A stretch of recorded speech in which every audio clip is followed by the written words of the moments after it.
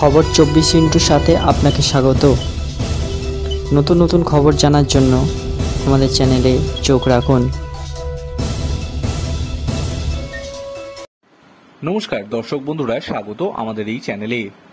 21শে জুলাই সমাবেশে একটা টুপির দাম 5,000 টাকা। অবাক হচ্ছেন? হ্যাঁ, এদিন সকাল থেকে এমনই টুপির দেখা মিলছে ধর্মতলায়। রাজ্যের বিভিন্ন প্রকল্প তুলে ধরা হয়েছে তিন রঙা এই অভিনব টুপিতে। প্রায় 3 থাক টুপি জুড়ে রাজ্যে লক্ষ্মী ভান্ডার, কন্যাশ্রী ইত্যাদি প্রকল্পের কথা তুলে ধরা হয়েছে। একই সঙ্গে খোঁচা দেওয়া হয়েছে কেন্দ্রীয় সরকারকেও। কেন্দ্রীয় বঞ্চনার ছবিও গাঁথা হয়েছে। সুভাষগ্রাম, সোনারপুর, বাঁকুড়া থেকে শিল্পীরা এসেছে তাদের এইসব কাজ নিয়ে। অবশ্য সাধারণ টুপিও আছে, দাম 50 থেকে 100 টাকার মধ্যে। কিন্তু 5,000 টাকার টুপি বিক্রি হবে তো বিক্রেতারা কিন্তু নিশ্চিন্ত বিক্রি হবেই। তাদের দাবি 21শে জুলাইয়ের আবেগেই সব টুপি শেষ হয়ে যাবে, দাম যাই হোক সব টুপি বিক্রি হয়ে যাবে।